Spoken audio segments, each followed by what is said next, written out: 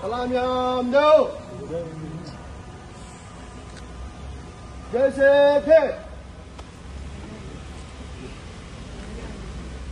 राष्ट्रगान अटेंशन सावधान राष्ट्रगान शुरू करेंगे।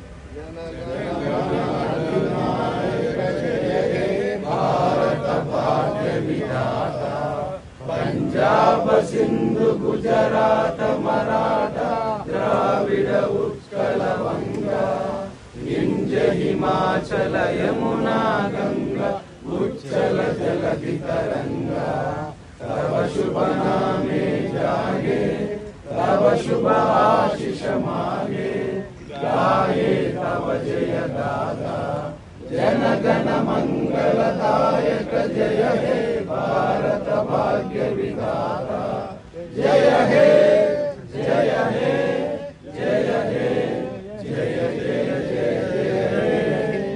जय हिंद। ఇవాళ ఈ స్వతంత్ర ఏదైతే కుప్పంలో వైసీపీ చేశారో అదే పులివెందల్లో చేశారు. ఇద్దరికీ పెద్ద తేడా లేదు. కుప్పంలో ఎలాగైతే ప్రజాస్వామ్యాన్ని కూని చేసి ఆ రోజు వైసీపీ అధికారంలోకి వచ్చిందో ఈరోజు కడప జిల్లాలో కూడా పులివెందల్లో కూడా అదే టీడీపీ చేసింది. కానీ ఇద్దరికీ చెప్పాలనుకుంటున్నది ఇద్దరు ప్రజాస్వామ్యాన్ని కూని చేశారు. టీడీపీ అయినా వైసీపీ అయినా ఇద్దరికీ పెద్ద తేడా లేదు. అందుకే చెప్తున్నా వీళ్ళందరూ మోడీతో అలాగే ఉన్నారు. ఏదో ఒక రకంగా చంద్రబాబు గారు అయితే బహిరంగంగానే కూటమి కట్టారు. కానీ జగన్మోహన్ రెడ్డి గారు ఏమీ తక్కువ తినలేరు. ఈయన రహస్యంగా కూటమి కట్టారు. అంతే తేడా. వీళ్ళందరూ మోడీ కోసం పనిచేస్తున్న వాళ్ళే. వీళ్ళందరూ ఎంపీలు ఎంతమంది 25 మంది లోక్సభ 11 మంది రాజ్యసభ ఏ పార్టీకి చెందిన ఎంపీలైనా ఈరోజు బీజేపీకే ఎందుకు ఊడిగలు చేస్తున్నారు? ఇదంతా రాష్ట్ర ప్రజలు ఆలోచించాల్సిన అవసరం ఉంది. ప్రజాస్వామ్యం ఎవరూ బ్రతికించే వాళ్ళు లేరు ఇక్కడ. కాబట్టే చెప్తున్నాం కాంగ్రెస్ పార్టీ పుంజుకోవాల్సిన అవసరం ఉంది. కాంగ్రెస్ పార్టీ బలపడాల్సిన అవసరం ఉంది. కాంగ్రెస్ పార్టీ బలపడితేనే ప్రజల గొంతును వినిపించగలరు.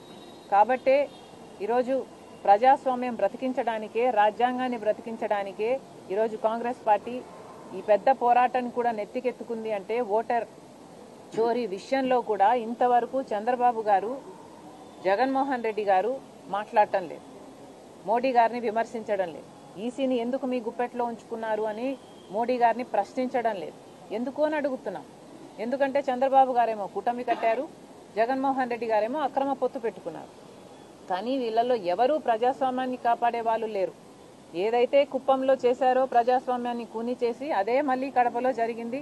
ప్రజాస్వామ్యాన్ని కూని చేస్తే సాధ్యమైంది. ఇది మళ్ళీ చెప్తున్నాం, ప్రజాస్వామ్యాన్ని బతికించే పార్టీలు అవసరం. ఈరోజు మేడం వేస్ ఫ్యామిలీ కంచుకోటను బద్దలు కొట్టే 40 ఏళ్ల పాటు అధికారం ఉండి రిగ్గింగ్ చేసుకుంటూ పోతే ఏదైనా సాధ్యం. అందుకే చెప్తున్నాం ప్రజాస్వామ్యాన్ని బ్రతికించాల్సిన అవసరం ఉంది అని. అందుకే చెప్తున్నాం ఇలా దుర్మార్గంగా తాలిబాన్ల లాగా వ్యవహరిస్తే ఏదైనా సాధ్యం. సాధ్యం కాదు అని మేము అంటం లేదు, కానీ అది పద్ధతి కాదు అని చెప్తున్నాం. ఇది భారతదేశం అని గుర్తుపెట్టుకోవాల్సిన అవసరం ఉంది నాయకులందరికీ కూడా.